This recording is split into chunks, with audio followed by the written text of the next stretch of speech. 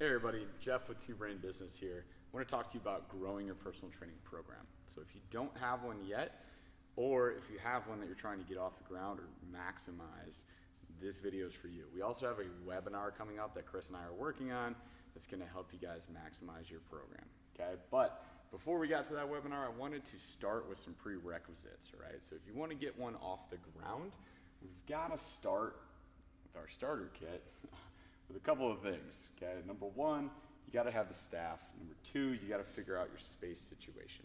Okay, so let's start with staff. It can't be just you. Okay, you are the CEO.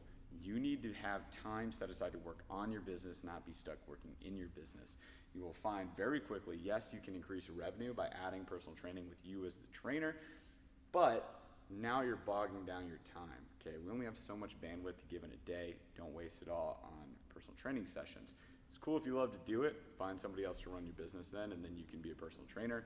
Otherwise, if you want to grow your company, then we need to get the right people doing that training for you. Okay, think about it this way: if you start training someone 3 times a week, that's 3 hours a week that you lose. You eventually collect more than one client that way, maybe say 5. We've now lost 15 hours a week. So you're just adding more time to your week that you have to do to take care of your business, right? You're working more hours now. So it's not really worth it long run to do that. Save that time for developing your business. When you start looking for staff, don't sell them on the job, okay? Yes, we pay 4 nights. That's awesome. That'll be a huge benefit to them. But we don't want them to feel like they're doing us a favor. That's never a good position to be in. So I'll usually just discuss the opportunity, say, hey guys, we're going to start adding personal training program, and we're going to pay 4 nights for that opportunity. If you guys are interested, let me know. But as soon as they come to talk to me, now it's an interview. Okay, why are you a good fit for this position? Why should I give you this opportunity over this other coach or just doing it myself, right? So with that said, we're then going to, after we find the right person, assign expectations and have them sign a contract, okay? We should do this with every position in your business. Think about it this way: if they know what they need to do every day, they're gonna be a lot more motivated.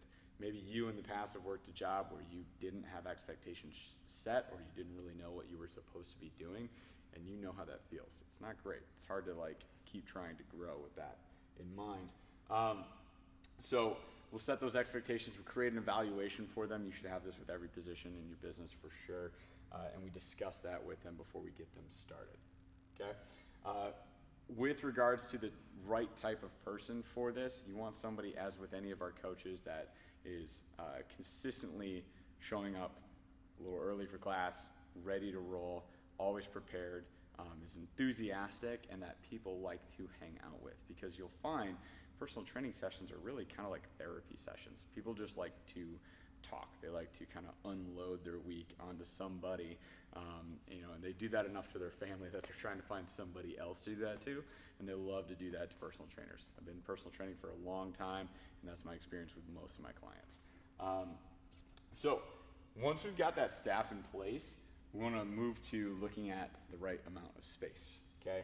How much space do you need to do a one-on-one personal training session?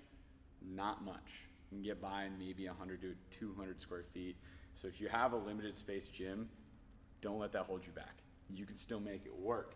Do you need a fancy space? Do you need some sort of Equinox style facility? Absolutely not. You can just use your regular gym. You can use the equipment that you use for your regular CrossFit classes.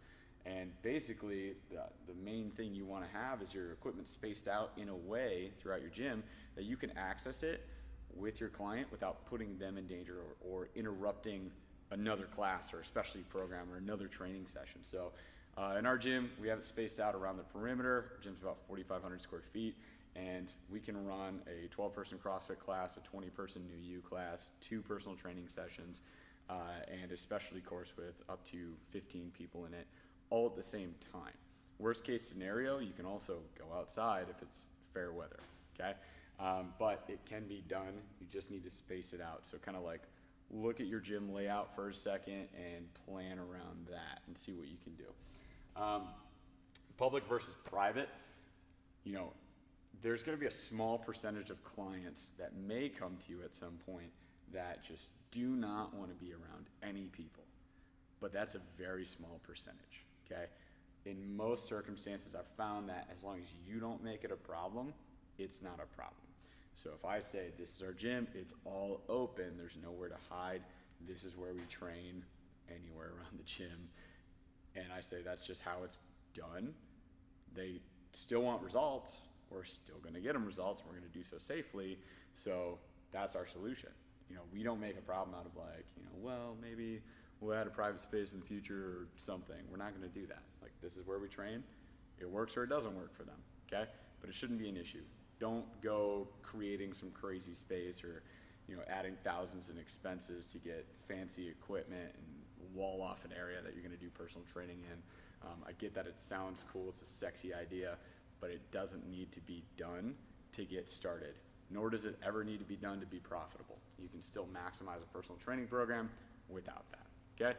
So don't let these two pieces hold you back. I'll send you guys some more videos on growing the program. The next up, we'll talk about your gym philosophy and how to get people behind personal training as an idea when they've been sold on CrossFit for so long. Thanks, see you guys.